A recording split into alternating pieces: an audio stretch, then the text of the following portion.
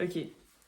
Est-ce que ça vous arrive de vous plaindre de votre solitude alors que vous vous isolez inconsciemment des autres? Et est-ce que ça vous arrive aussi d'être en détresse psychologique, mais au lieu de trouver des solutions, vous pensez que vous êtes condamné à vivre dans cette situation? Eh bien, toutes ces situations sont courantes pour les personnes avec une mentalité de victime. Comme vous l'avez compris, c'est le sujet de cette vidéo. En psychologie, on dit que les personnes avec cette mentalité ont l'impression que le monde leur veut du mal et que les choses négatives ne cessent d'arriver. En fait, elles se considèrent comme les victimes de leur propre vie. Cette mentalité se construit généralement pendant l'enfance, mais aussi plus tard. Elle est issue d'une expérience douloureuse où on a été soit victime d'une circonstance, soit victime d'une personne. Je sais pas si j'ai dit les personnes ou les gens, du coup, mais je vous avoue que dire mentalité de victime, c'est assez culpabilisant, mais il faut plutôt voir ça comme un mécanisme de protection que certaines personnes utilisent pour éviter de souffrir. Et en fait, pour éviter de souffrir, les gens s'enferment dans des situations parfois inconfortables parce qu'ils pensent qu'ils n'ont aucun contrôle sur leur vie. Et depuis très longtemps, j'ai grandi avec cette mentalité de victime et ça m'a fait vivre pas mal d'expériences douloureuses. Mais toutes ces expériences en valaient la peine afin que je puisse évoluer et atteindre une meilleure version de moi-même. Et le but de cette vidéo, ça va être de vous expliquer comment cette mentalité de victime s'est développée, comment elle a affecté ma vie et toutes les choses que j'ai pu faire pour aller mieux maintenant. Cette mentalité a commencé à prendre beaucoup de place pendant l'adolescence, notamment à partir du collège. J'ai grandi avec cette impression d'avoir plein de responsabilités à gérer. Je devais être la plus intelligente, la plus douée, la plus jolie, la plus responsable, etc. Et j'ai beaucoup pris sur moi et ça m'a poussée à être dure envers moi-même. Et à force, j'ai commencé à avoir des problèmes de santé mentale et qui m'ont fait développer cette mentalité de victime. J'ai toujours eu énormément de mal à socialiser et m'ouvrir aux autres. Il m'arrivait souvent de refuser des invitations et rester dans ma bulle. Il m'arrive encore de faire ça aujourd'hui, même si je fais plus d'efforts pour m'ouvrir aux autres. À l'époque, je me plaignais de ne pas avoir d'amis, alors que je m'isolais des autres moi-même. Je pensais que les autres ne m'aimaient pas et que je n'étais pas digne de recevoir de l'affection. Et en fait, j'étais incapable de prendre ma vie en main et de trouver des solutions pour mieux m'intégrer au groupe ou mieux accepter ma solitude. Et aujourd'hui, je me plains parfois de ne pas avoir d'amis avec qui passer du temps. Surtout qu'en ce moment, j'ai des amis qui n'habitent pas dans la même ville, qui font d'autres études, donc c'est compliqué. C'est difficile du coup d'avoir de la compagnie. Et en tant qu'humain, c'est normal de vouloir passer du temps avec des personnes. Et j'ai beau essayer d'aller à des clubs, comme mon club de yoga, mais bon, les gens ne m'inspirent pas. Les gens de ma promo de master ou mon équipe de stage, en vrai, ils sont sympas, mais je me vois pas faire des choses folles avec elles. Donc je passe beaucoup de temps seule. Et même si j'aime bien cette solitude, je me plains parfois en me disant que ce serait mieux si j'avais des amis de temps en temps. Mais bon, j'essaye de m'ouvrir un peu plus aux autres pour éviter de me sentir trop seule. Parfois, ça me fait du bien. Et j'essaie aussi de me dire qu'il y aura des fois où je pourrai voir mes amis plus souvent. Et puis voilà. J'ai toujours envié les personnes qui réussissent dans leur vie, que ce soit sur le plan professionnel, sur le plan relationnel, académique, etc.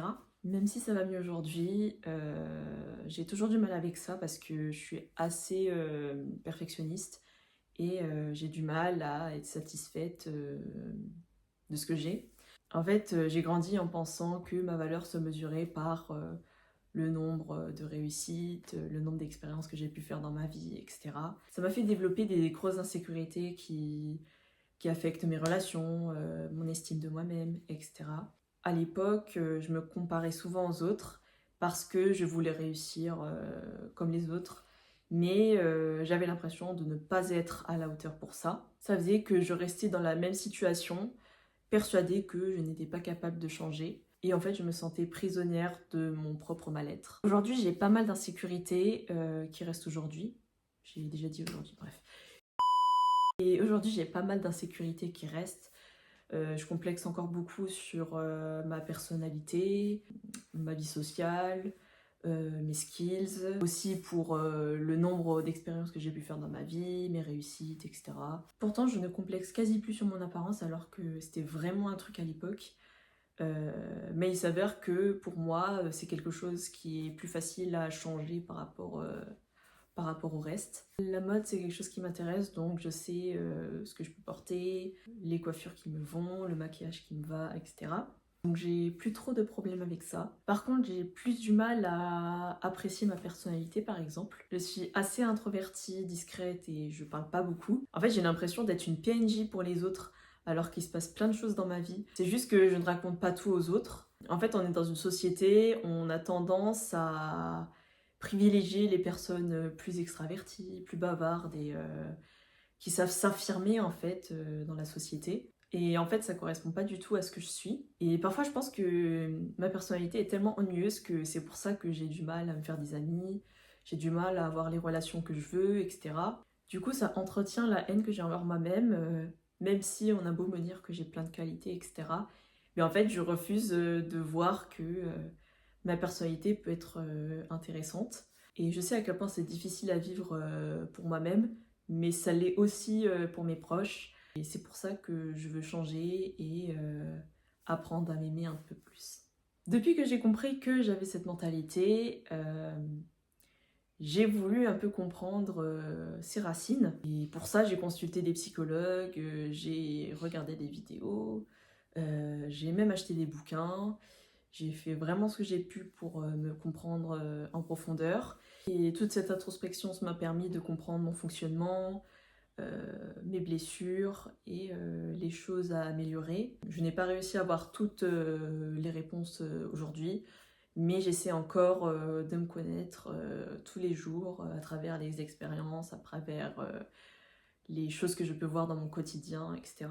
Et en fait, je pense que le fait de mieux me comprendre, bah, ça permettra à cette mentalité de prendre moins de place dans ma vie.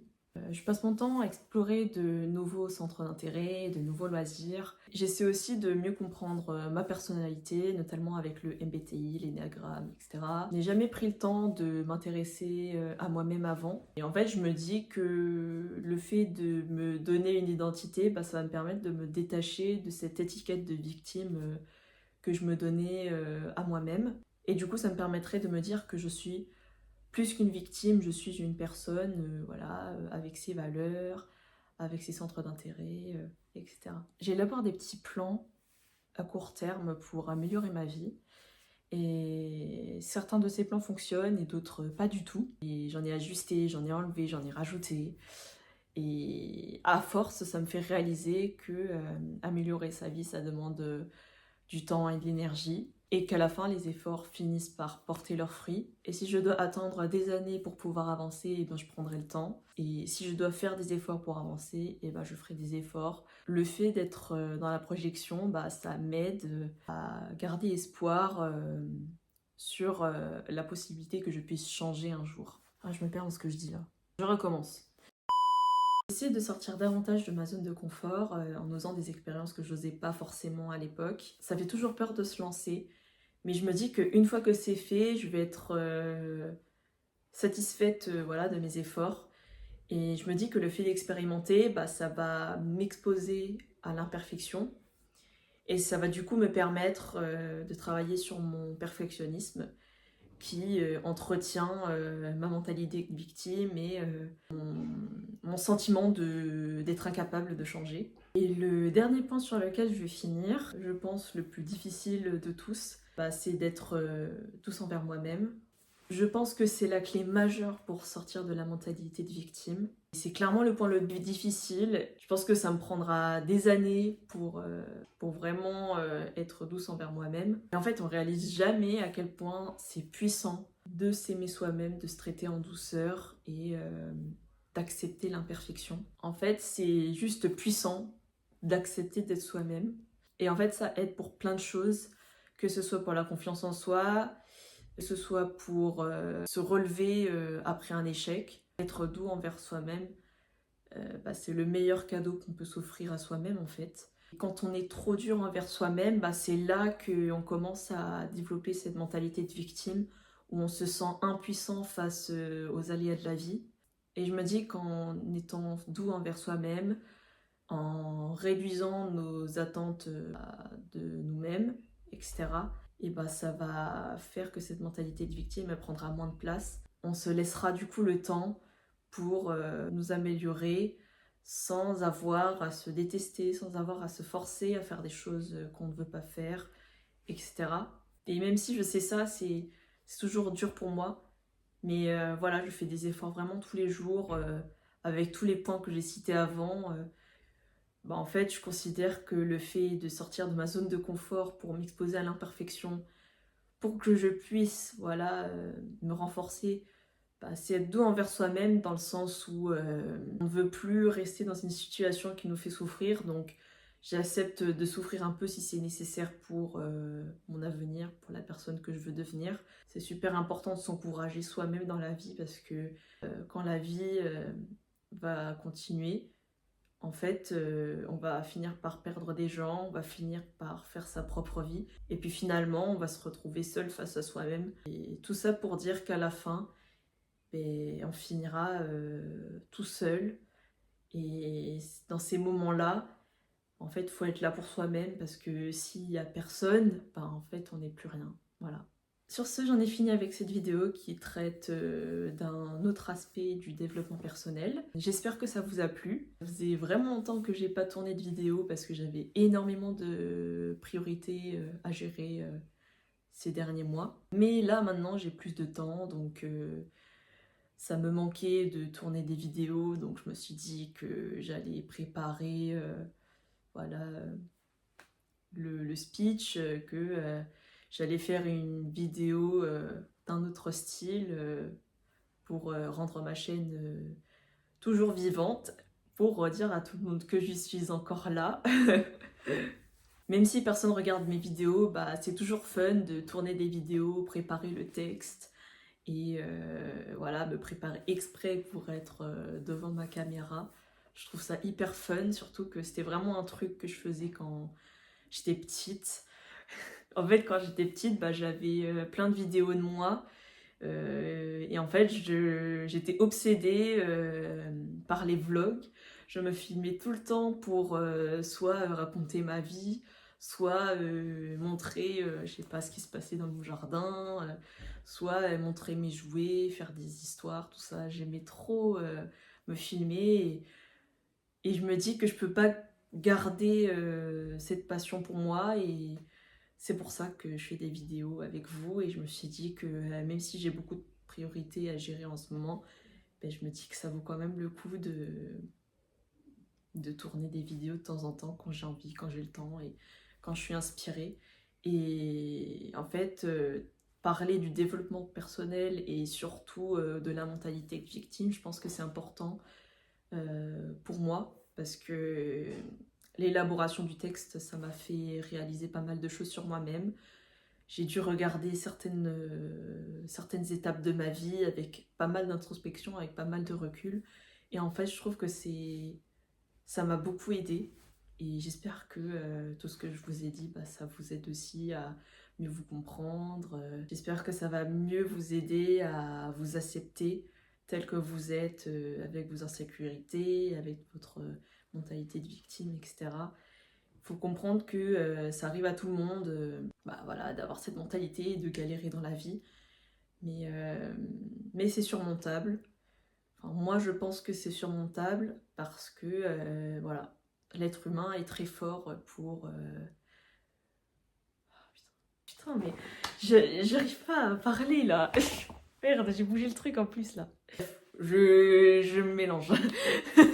Du coup, je vous remercie d'avoir regardé cette vidéo et j'espère que je pourrai tourner d'autres vidéos comme ça dans le futur. Et d'ailleurs, je suis pas du tout chez moi, je suis chez mes parents, donc voilà, c'est ma chambre. Voilà. Sur ce, je vais vous laisser et j'espère que ça vous a plu. Et voilà, on se verra pour une prochaine vidéo. Et donc je sais pas du tout ce que je vais faire pour ma prochaine vidéo, donc on verra. J'espère que je pourrai tourner prochainement. Donc voilà. Bisous!